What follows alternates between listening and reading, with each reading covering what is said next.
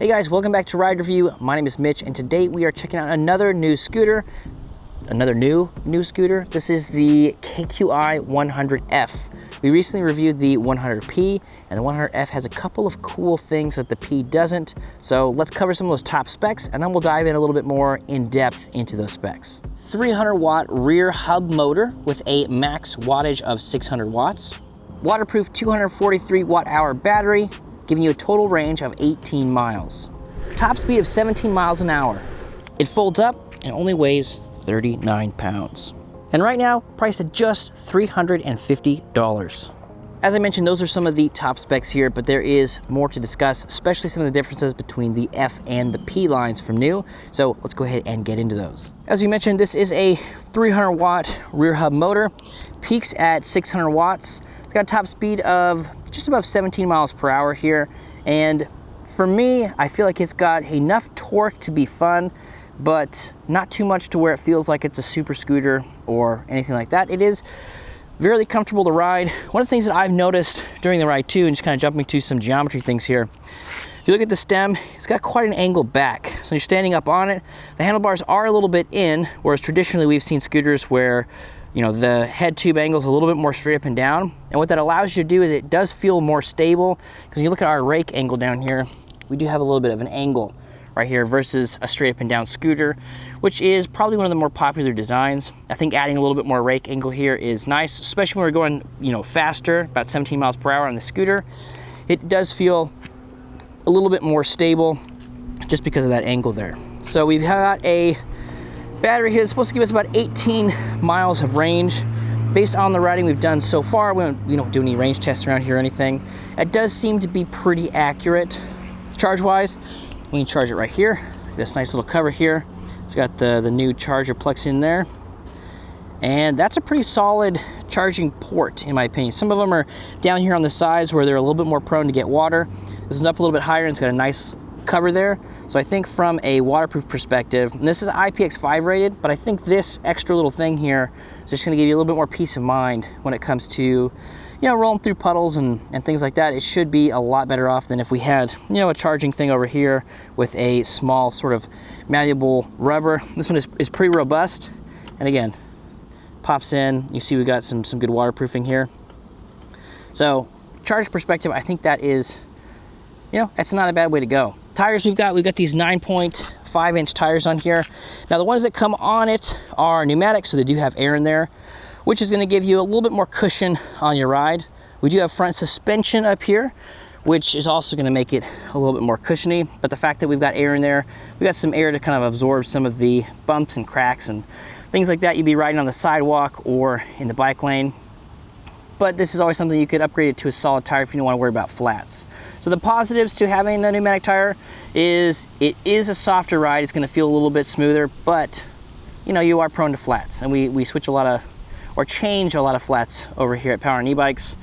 And you know, that's one of those things that's a pretty common upgrade for people, especially for their kids or they're younger. They don't necessarily care about having, you know, a little bit more cushion to the ride, and they don't have to worry about getting flat. So that would be something that I think would be pretty easy upgrade here.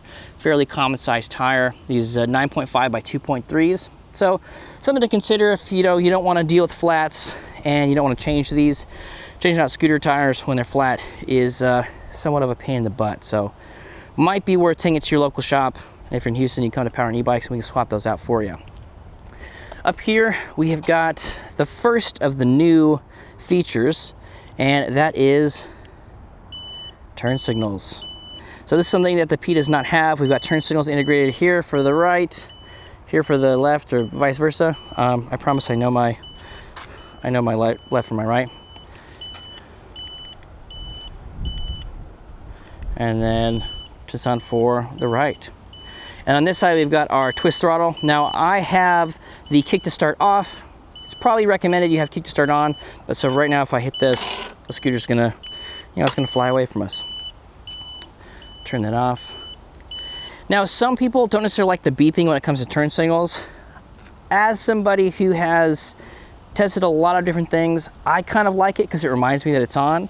And whenever I get something that has turn signals, you know, I'll use it because I'm like, oh cool, look, it has turn signals, and I forget for a mile and a half, and you know, I'm telling people I'm making a left turn when I'm not.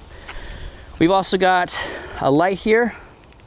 So we double tap the power button here, and we'll see we have a little light thing there. And this light's gonna come on the front. Fairly bright for a, you know, integrated scooter light, in my opinion. And then in the rear, we have this light that turns on, and we've got brake integration. So I'm squeezing the brake, you see it gets brighter. And that's the case for, we'll go ahead and turn this off, double tap that. Even when we squeeze this and the lights aren't on, we are good to go. But the light is actually always on. Looks like we've got a running light back here, which I think is interesting. A good safety feature to see. And really, from a safety perspective, having the turn signals, having a running light, being able to have brake integration, so when we do pull the brakes, it is gonna let people know we're coming to a stop, I think is an interesting move. And actually this brake that's up here is actually for the front. We've got a front drum brake down here for stopping, which is what brakes are meant to do. And then we also have a motor brake as well, which you can adjust. So right now I've turned mine off. I kind of like the idea of, you know, being able to coast every once in a while, having a little bit more of an authentic scooter experience. So in the app, you can actually turn that off, which is, you know, it's an option. You can also set the different levels. I think it's like I think there's like 4 or 5 options for, you know, different percentage of that motor brake that you get. So I think that is pretty cool. We've also got a little bell over here, which is, you know, nothing fancy. It's not a super loud horn or anything like that, but it is, you know, it's nice that we have a little something here to let people know if you're on a walking path, or, you know, there's people in your way, a little something here. Now, the other feature that is different between the F and the P is the fact that these handlebars actually fold. So we pull this out like this, and then the handlebar folds down. So it does give it, you know, normally when you fold the scooter up, you still have the width of the handlebars. It's just down here instead of up there. But now, all of a sudden, you know, we fold these two things down, and when we fold it, it has a really smooth profile. So we'll go ahead and do that on this side. There we go. So I folded this down, and the scooter is still on. So you don't have to turn the scooter off. Probably recommend it to do so, but, you know, we're just testing stuff out here. And then for folding it, we got a 2-stage over here. So we got the safety latch we're gonna pull up, and then pull this down. Pretty robust. And then we got a secondary latch here as well. Once that's done, we can fold it up, and the folding mechanism here is pretty cool. So you notice we have this guy right here, and that's just gonna go right down to this locking mechanism, spring loaded. So as soon as you press this down, boom, it's gonna snap into place and it's locked. And to unlock it, we're just gonna pull this little latch up like this, and then we'll be able to get it out. But like I was saying, when you have this folded up, we don't have the length of the handlebars there anymore. So this is gonna be something that's a lot easier to put, you know, put behind a couch, store under a bed, you know, things of that nature if you're thinking about getting a folding scooter for storage purposes. And then obviously, you know, as we got this thing folded up, we can lift it up and carry this around.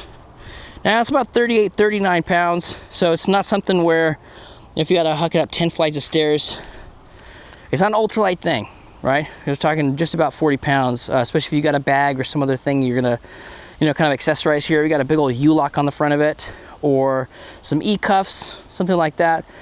That's gonna add a little bit more weight to it.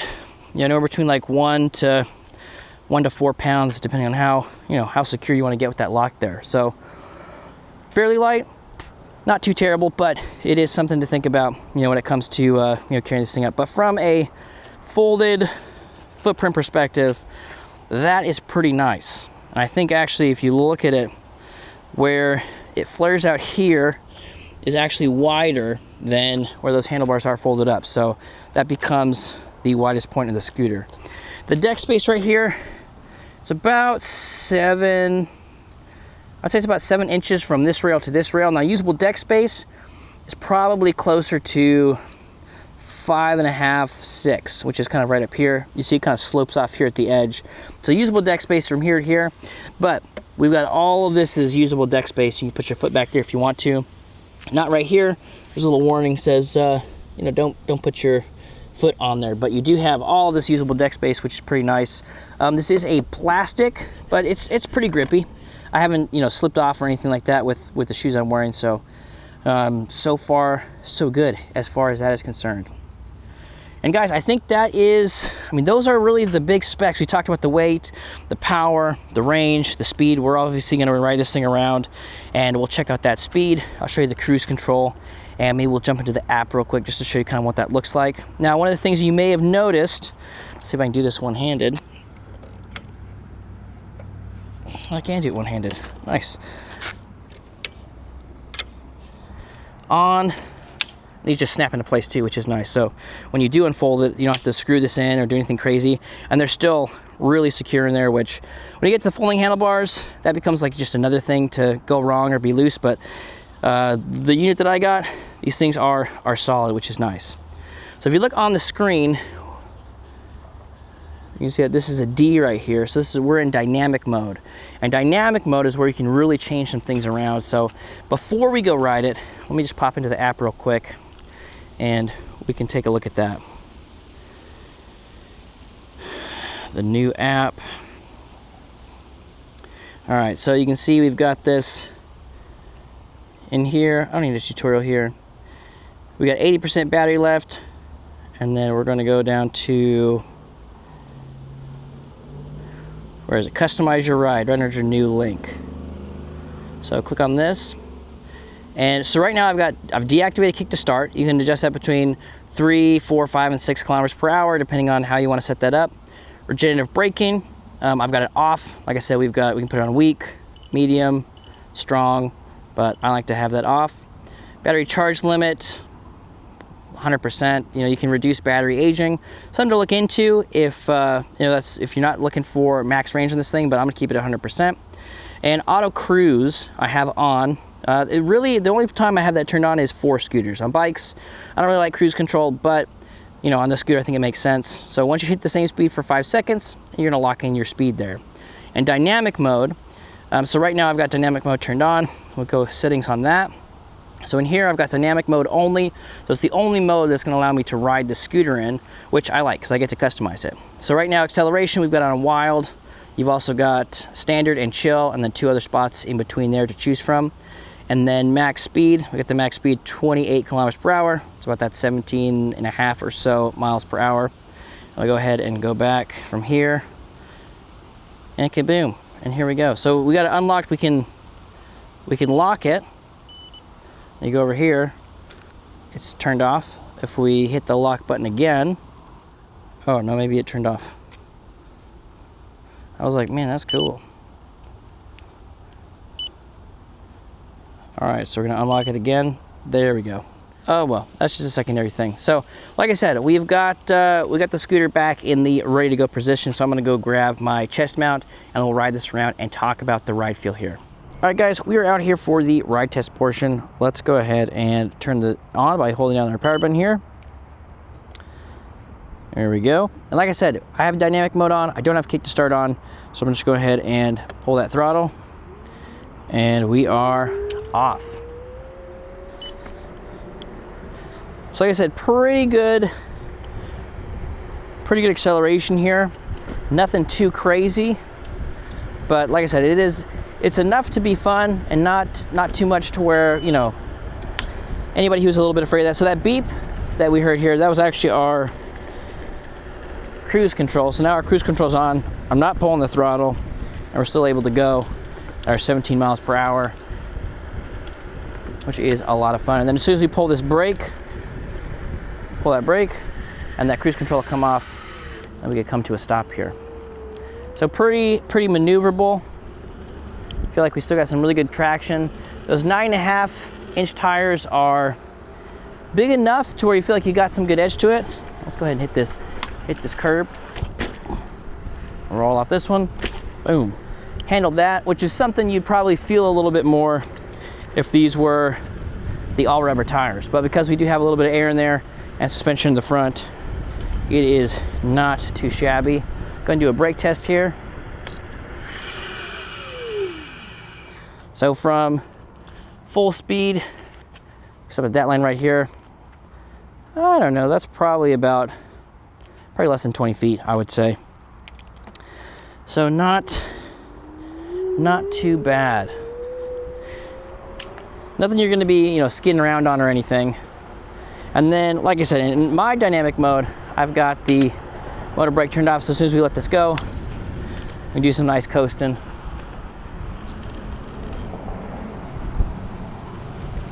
Which, you know, I like that a little bit more. Same thing with skateboards. I prefer skateboards that are direct drive versus belt.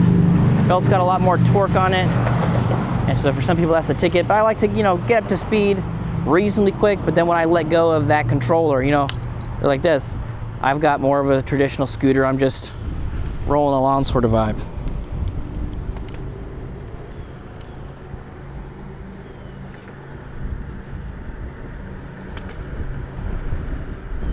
We are cruising. So hit our cruise control, we can let this go. Now we are just zipping along and use those turn signals. So you see our turn signal over here. And swap to the other one.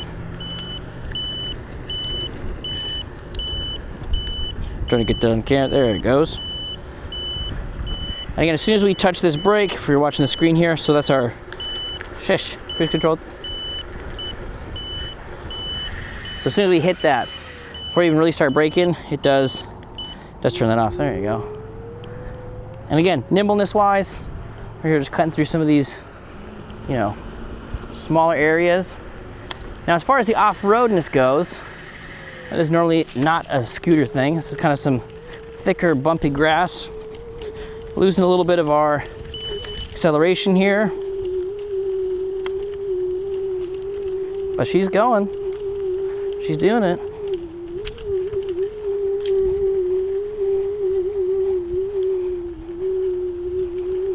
Getting about 6 miles per hour in the thick grass. When I mean thick, the grass is probably like 4 inches tall, so pretty thick. And again, not really a spot that the scooter's gonna be going.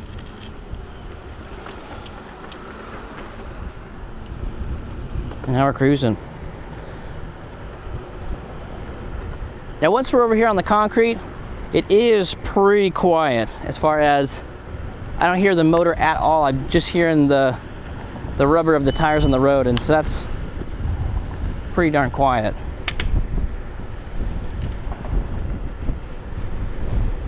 Riding with one foot. And I'm not gonna ride it with one hand because scooters in general are not the best for that. But yeah, really maneuverability, handling wise, it feels like it's got enough to be zipping around. And with a top speed of 17 miles per hour, not too terribly fast. I mean, we've been on some scooters that go, you know, 45, 50 plus miles an hour, which in my opinion are a little bit sketchy. But this one cruising around nice, easy, 16, 17 miles an hour. We got cruise control. We just let that ride. Now we're cruising.